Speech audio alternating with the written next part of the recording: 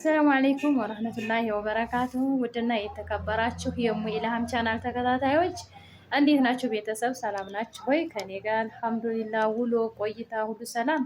ስራ እንዴት ይዟችኋል? እንዴት ናችሁ? እኔ ያለሁላችሁ አልሐምዱሊላህ። ደህና ናችሁ ወይ? ጤንነት እንዴት ነው? ሁሉ አማን አለሁላችሁ። እኔ ደግሞ ዛሬ በናቶች ጭርሰው ጥለውኝ ሄዱ ማለት ነው። ብቻዬን ብቅ ብዬላችኋለሁ ማለት ነው ቤተሰብ እና እንዴት ናችሁ? እኔም ዛሬ ደስ ብሎኛል። የስደት እህት የመጣ ማለት እሷ ጋር ስጫወት ቆይቼ እስኪ ደግሞ እናንተ ጋር ላውራ ብዬ መጣሁኝ ማለት ነው ውዶችዬ። በስደት አለም በስልክ የማውቃት ዛሬ ደግሞ በሀያት ተገናኘን፣ በአካል ተገናኘን። በጣም ደስ ይላል። አላህ ሱብሃነሁ ወተዓላ ለሀገራችን እያበቃ እንደዚህ ሱስብ ያድርገን። በጣም ደስ ይላል ማለት ነው። እንግዲህ ያሰባችሁ አላህ በሰላም ለሀገራችሁ ያብቃችሁ። አላህ ይጠብቃችሁ። በጣም ደስ ይላል ወላሂ እንደዚህ መገናኘት። በቃ በተለይ እንደዚህ በስልክ አውቃችሁት አለ አይደል? እንደዚህ በአካል ስትገናኙ በቃ ያለውን ስሜት ያለውን ደስታ ልነግራችሁ አልችልም ማለት ነው። እና በጣም ደስ ይላል ውዶችዬ። ብቻ በቃ አልሐምዱሊላህ ወለከል ሐምድ ሽኩር። ከምንም በላይ ከስደት ዓለም በአሁን ባለንበት ሰዓት በአሁኑ ጊዜ እንደዚህ በሰላም መጥቶ ቤተሰብ ጋር መቀላቀል ቤተሰብ ጋር መገናኘት ትልቅ እድል ነው እና አላህ ይደላችሁ ነው የምለው። ያሰባችሁ አላህ በሰላም ያስገባችሁ ከልጆቻችሁ ከቤተሰቦቻችሁ ጋር እና እንዴት ናችሁልኝ? ያው በናቶች ፈታ ዘና እያረጓችሁ ነው አይደለም? ሰአድና ኢላ ማለት ነው። እና እንዴት ናችሁ? ዛሬ ያው እንግዲህ ጭር ባለው መንደር መጥቻለሁኝ ማለት ነው። እስኪ እናንተ ጋር እናውራ ማለት ነው። ስለምን እናውራ? ምን እናውራ? ከእናንተ ሀሳብ አስተያየት ማለት ነው። ያው እንግዲህ እንደነገርኳችሁ እንደዚህ ወጣ ብዬ የእቃ ዋጋዎችን የአንዳንድ ነገሮችን ለማሳየት እንትን አላልኩላችሁም። እሱ ነው ፍታ ጠይቃለሁኝ።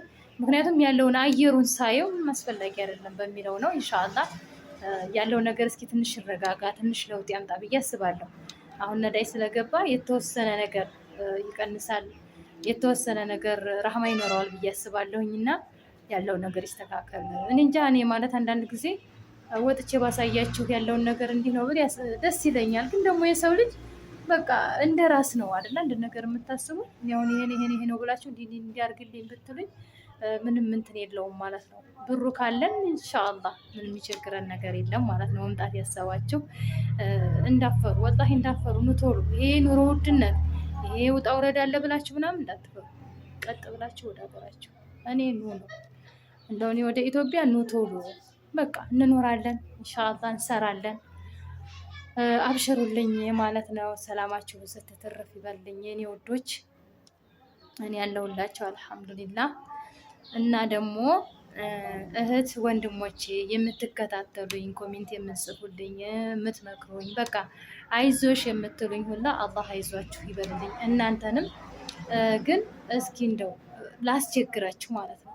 ችግርን አለ ያዘው እና ይባላል አይደለ? ላስቸግራችሁ በቃ ቪዲዮውን አስጨርሱልኝ። ጭራሻውን ደግሞ የቆጠረውን እያወረደ ነው ማለት ነው። እና አስጨርሱልኝ ሰዓቱን ማለት ነው ቤተሰብ። ሰዓቱ በቃ አይደል? ቪዲዮ ሲጨርስ ያዋጋለው እንትን ይላል፣ ሰዓቱ ይቆጥራል።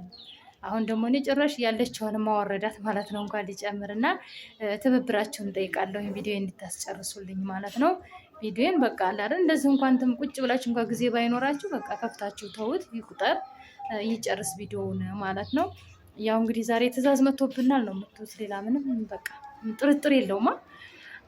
እና በቃ የሆነ በቃ እስኪ የስደት እህታችሁ ነኝ እዚሁ አላህ ሱብሃነሁ ወተዓላ ከልጆች የማርቅበትን ልጆች ከኔ የማይረቁበትን በቃ በአጠቃላይ እኔ የምንበላችሁ አንዲት እናት እንዴት ነው የምትፈልገው? አንዲት እናት እንዴት ነው የምታስበው ብትሉኝ በቃ ልጆቿ ቢደሰቱላት እሷ ልጆቿን ብታስደስት ትወዳለች አይደለ?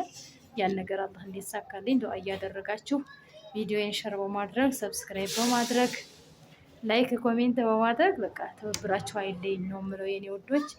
እና አብሽሩልኝ ማለት ነው። አላህ ይጠብቃችሁ፣ ሰላሙ ምዝነቱ የማይለያችሁ የእሱ ስራ የበዛባችሁ ቅር እንዲያርግላችሁ። በቃ አዲስ ሂዳችሁ ደግሞ በጭንቀት ውስጥ ያላችሁ በሀሳብ ውስጥ ያላችሁ አላህ ሱብሃነሁ ወተዓላ ነገሮችን ያግራላችሁ ማለት ነው። ብቻ ከባድ ነው ይገባኛል። ሁሉም ነገር አስቸጋሪ ነው አሁን ላይ። እስቲ እንግዲህ አላህ ሱብሃነሁ ወተዓላ ሁሉም ነገር ያግራልን ማለት ነው። ሀገራችን ላይ ግን አልሐምዱሊላህ ተወደደም ረከሰም እንዳመጣጡ ትቀበላላችሁ፣ እንዳካሄድ ትሸኛላችሁ ማለት ነው። ምክንያቱም ሁሌም እንደምለው እኔ በቃ ሀገር ላይ ያለ ሰው አኗኗሩን ያውቅበታል። ሀቂቃ የኑሮውን ዘይቤ በቃ ተዋውዶታል፣ ለምዶታል። እኛ ስደት ላይ ያለን የምንጨናነቀው መተን በቃ 2 ወር 3 ወር ሳይሆን እንበረግጋለን። 2 ወር 3 ወር ሳይሆን እንደነግጣለን። ፈልጌ ነው በቃ እቃ ብንይዘው ብንሰበስበው በቃ አይደል አሁን በ200 ሺህ ብር በ300 ሺህ ብር በቃ በምንም አድርጉት በቃ በምንም አሟልተን ይዘ ነው በጣም ደስ ይላል። ግን እዚህ ስንመጣ ደግሞ ብዙ የሚያስፈልገን ነገር አለ። እኛ በቃ አይደል የፈለግነውን ነገር እኛ ለራሳችን የምንሆነውን እኛ ለራሳችን የሚያስፈልገን ለማድረግ እጅ ሲያጥረን ያንን እቃ ምንም ማድረግ አንችልም። ዛሬ ገዝተን ነገ የሆነ ነገር እናድርገው ብንል አይመጣም በቃ ያው ይሄን ለእናንተ አልነግራችሁም። ከጧት ገዝታችሁ ከሰዓት ቸግሮኛል ብላችሁ እንዲህ ብታረጉት እቃት እንደዚህ አይነት አላህ ይጠብቀንና በዛ በዋጣችሁ ልክ አታገኙበትም ማለት ነው። ለዚህ ምን ያስፈልጋል? በቃ አስቀድመን ብራችንን ይዘን ኑሯችንን አላለ እዚህ ስንመጣ በነገራችን ላይ እኛ ከዛ ብዙ አስበን ነው የምንመጣው። ብዙ ነገር እኔ በራሴ ተሞክሮ ወይም በራሴ ህይወት ስነግራችሁ በቃ እዛ ኢትዮጵያ ሄደን በቃ የሆነ እረፍት ነገር የሆነ የሚጠብቀን ነገር አለ፣ የምናስበው ነገር አለ። ሄደን በተን ከቤተሰብ ጋር ጊዜ ማሳለፍ፣ ከቤተሰብ ጋር መደሰት፣ ከቤተሰብ ጋር ጥሩ ጊዜ ማሳለፍ እና እንደዛ አይደለም። እንደውም ይሻላል እዛ በአንድ ፊቱ ማለት ነው ማዳም ቤት በቃ የእሷን ቤት ውጣ ውረር ብለን ያችን የወር ደመወዝ ተቀብለን ወደዚህ ነው የምንልከው አይደለ? እዚህ ስንመጣ ደግሞ የማዳም ቤት የለም። ያቺ የወር ደመወዝ ታቆማለች። እዚህ ያ የምንሰጠው ያ እየላክን እዚህ የምናደርገው እንደገና ደግሞ የወር ደመወዝ ልከን እንዲህ አድርጉልን እንዲህ 2 ወር 3 ወር አድርገን እንዲህ ስሩልን እንዲበሉ እንላለን አይደለ? እዚህ ስንመጣ ያ ነገር ያቆማል። ያ ማሰብ አለብን። በቃ የወር ደመወዝ እዚህ ላይ ያቋርጣል። ስለዚህ ምን ማድረግ አለብን? መተን መልሰን ወደ ስደት ላለመሄድ ችግር ላይ ላለመውደቅ አስቀድመን ጥንቃቄ ያስፈልገናል ማለት ነው። መውደቅ የለም ማለት አይቻልም። መፈተን የለም ማለት አይቻልም። ሰው ሀገርም ሆኖ ሀገራችሁም ላይ ሆኖ አላህ ያለላችሁን ነው የምትኖሩት። በቃ ለእናንተ ያለዋለ በቃ አንዱን በደስታ አንዱን በሀዘን አንዱን በሳቅ አንዱን በለቅሶ ያኖራል። ይሄ ረብል ዓለሚን ስራ ነው። ያ እንዳለ ሆኖ ደግሞ ከሱ በታች የራሳችን ጥንካሬና ጥንቃቄ ያስፈልጋል ማለት ነው። አንዳንድ ጊዜ ምን መሰላችሁ የሆነ ደግሞ ሲሰጠን ወሩን በወር ይመጣልናል በቃ አይደል በወር ይከፈልናል የሚለውና ምንዛሬውን ነው የምናየው።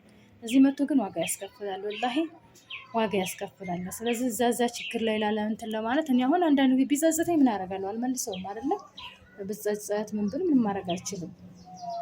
እና ለእኛ ለሙስሊሞች ደግሞ ጸጸት ነው የማይሰጥ። ጸጸትና ሊዳማ የሸይጧን ነው። ያለፈ አልፏል። በቃ ትናንት የመታን እንቅፋት ዛሬ ደግሞ እንዳይመታን ጥንቃቄ ማድረግ ተቻልን እንቅፋታችንን አንስተን መሄድ ነው። ካልቻልን ደግሞ መንገዳችንን መቀየር ነው። በቃ አለቀ አይደለ?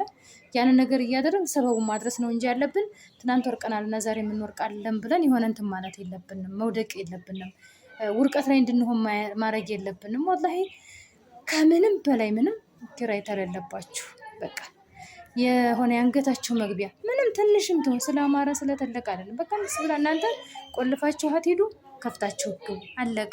ያንን ምን በላይ ምን ጠጣች የሚላችሁ የለም። ውስጣችሁን የምታስተናግዱት እናንተ ናችሁ። በውስጣችሁ ሀሳብ ያለባችሁ እናንተ ናችሁ። ያንን ለማድረግ ምን ያስፈልጋል? የእኛ ጥንቃቄ ያስፈልጋል። የእኛ እንትን ያስፈልጋል። እና በቃ ከምንም በላይ ምንም እንትን አትበሉ ነው የምላችሁ። ለምንድን ነው አሁን መንጣት እናስብና ብዙ ነገር ስላደረግን አስቀድመን ማለት ነው በቃ በምንም በቃ አይደል ባልጠበቅነው ነገር አጥፍተን ለመሄድ ስናስብ እጃችን ባዶ ነው። ብር የለም። ይሄን ኑር ጨምሬ ብር የለም። አሁንም ቆይ ይሄን ነገር እኛ ወራትን በጨመርን ቁጥር ብሩን የሚወስደው ነገር አለ። ወይ ቤተሰብ የሆነ ምክንያት ይላችኋል፣ ወይ የሆነ ችግር ነገር ይመጣል፣ ትልኩታላችሁ። አሁንም ወራት ይጨምራል፣ አሁንም ጊዜ ይጨምራል። እኛ አንድ ሳኒስ ጊዜያችንን ብቻ እያቃጠለን በቃ እንዲሁ አለ አይደለ ከሁለት የወጣ ሆነን ነው የምንቀረው ማለት ነው። እዛም እንደኔ ሁሌም እንደምላችሁ እዛም በቃ የዛ የሰው ቤት አጽጂ ሆነን የሰው ቤት አሟቂ ሆነን በቃ አይደለ የሰው ተረማማጅ ነን ማለት ነው። ዝሮ ዝሮኛ በቃ የሰው በቃ ካላ በታችኛ ለሰዎች መሰላል ሆነን ነው የምንቀመጠው ማለት ነው። የቀን መሸጋገሪያ። እነዛ ሰዎች ግን እንደዛ ይሆንላቸው እንደዛ ያረግንላቸው ሰዎች ትናንትና እንደዚህ ያረገኝ ናት፣ ትናንትና እንደዚህ ነበረች፣ ቢኖራት ነው እንደዚህ ያረገችው፣ ዛሬ ስለሌላት ነው። ወላሂ የሚረዳ የለም። ይሄን ትናንት ያደረግሽው ትናንት የሰጠሽው ትናንት የሆንሽው ሁላ ቀሪ ነው። በቃ አለቀ። ስታቆሚ ሁሉም ነገር ያቆማል። በቃ ያንቺ ማንነትሽ በቃ ስነ ምግባርሽ ሁሉ የነበረው ሲያከብርሽ የነበረ ሲወድሽ የነበረ በምንም ደረጃ ይሁን በቃ በቤተሰብም ውስጥ በየትም በቃ ሁሉም ነገር በቃ ይቆማል። በቃ መላክ ስታቆሚ መተሽ ይዘሽ ስትቀመጪ ያንቺ የራስሽን ህይወት ውጣ ውረር ነው የምታስተላልፊው አይደል? የምታስተናግጂው ብዙ ነገር አለ፣ በውስጥሽ የምታዳምጪው ነገር አለ። በውስጥሽ ለምን እንደዚህ ባላረኩ እንደዚህ ባረገውስ ብለሽ የምታስብ ያን እንኳን ሀሳብ የሚረዳ ያን ሀሳብ እንኳን የሚያዳምጥ ሰው ያስፈልጋል። ያንን ሀሳብ አዳምጦ ተረድቶ በቃ እንደዚህ ብታረጊ በዚህ ብታረጊ እኮ ይሄን ታስተካክያለሽ፣ እንደዚህ ብታረጊ እኮ በዚህ ትሄጃለሽ፣ እንደዚህ ብታረጊ እኮ በዚህ ትነሻሽ አላህ የሚል የለም። ለራሳችን ከአላህ በታይ በቃ መጠንከር አለብን። ብራችንን መያዝ አለብን። በቃ ስንመጣ ራሳችን በቃ የምንፈልገውን ነገር አይናችን ያየ ነው። በቃ የሆነ እንዴት ብዬ ልበላችሁ፣ በቃ ቤት ውስጥ የሚያስፈልገንን በቃ የመጀመሪያ እጃችንን ስንዘረጋ አይናችንን ስንጥል የምንፈልገውን ነገር ካደረግ በቃ ኢንሻአላህ ካለን ገዘዋለን። ግን አሁን እቃ ላይ ምንም ላይ የሆነ ኩታንኩት ነገር ላይ እናደርግና ተኔው ጀምሮ ስንመጣ እዚህ በቃ ማን ነው እንትን የሚልልን አይደል? የሆነ ነገር ሲሞላችሁ የሆነ ነገር ውስጣችሁ ጥሩ ሲሆን ስሜታችሁ ጥሩ ሲሆን በቃ ይሆናል አይደል? ፈራህ የምንለው ነገር አለ። የሆነ ፈራህ ስትሆኑ ነው ለማንኛውም ነገር ለመቀበል እንትን የምትሉት እና ያው ጊዜያችንን ባናቃጥል ገንዘባችንን ባናባከም በሰው ሀገር ጉልበታችንን ልጅነታችንን ወጣትነታችንን እኛ ባንጨርስ፣ እዚህ ደግሞ ልጆቻችን በብዙ አይነት ነገር የሚያስተናግዱ ልጆች አሉ። ስንት የታደለ ቤተሰብ እንዳለ ሁሉ እዛም ውስጥ ደግሞ ቤተሰብ አለ። በቃ ልጆች የሚጎዱበት በቃ እኔ እንጃ መፈጠራቸውን ሁሉ የሚጠሉበት ኃላፊ አግዳሚ ደግሞ እኔ አሁን ለካ እኔ አልሐምዱሊላ አባቴ ጋር ነው። በቃ አባቴ አልሐምዱሊላ ቁርአናቸውን አስቀርቶ ትምህርታቸውን አስተምሮ በቃ በስነ ምግባር አንጾ ነው ያሳደገልኝ። ከአላህ በታች አላህ ጀዛውን ይክፈልልኝ። ዛሬ እሱን ሳላስደስተው በመቅረት የለፋበትን የልፋቱን ውጤት አለማሟላቴ እንትን ቢለኝም ግን ያ ደግሞ እኔም አላህ አመጣብኝ። ምንም ማድረግ አልችልም። ግን እኔ አባቴ በቃ በየአያትሽ ቀለጤ ነው ይባላል አይደል? በአያቶችን ያደጉልኝ አልሐምዱሊላ። ሴት አያት ጋር እንኳ ነው እንትን ያሉ የሚመስሉት ያደጉ የሚመስሉት ማለት ነው። ሁሉን ከሙያ አልሐምዱሊላ። ከስነ ምግባር በቃ ታንጸዋል ልጆቼ። ግን አንዳንድ ቦታ ሆነ ሲሄድ የሆነ ነገር ሳይ እንዱ የኔም እንደዚህ ነበሩ ላለሁኝ ቤተሰብ በቃ ለምን እንደሆነ አላውቅም። በጣም ነው የሚሰማኝ እንደሳያቸው። በቃ ሲጀመር በስደት ያለች እህት እንዳለች በስደት ውስጥ ያለች እህት እንዳለች እዚህ ደግሞ እናቱ ስደት ውስጥ እንዳለች ልጅ ያስታውቃቸዋል። በቃ እዛ እሷ ለልጇ ብዙ ነገር አረኩ ብላ ትልካለች፣ አድርጉልኝ ብላ ሁሉ ነገሩን ትርግ እንደዛ አይደለም። ተገላቢጦሹ ሌላ ነው።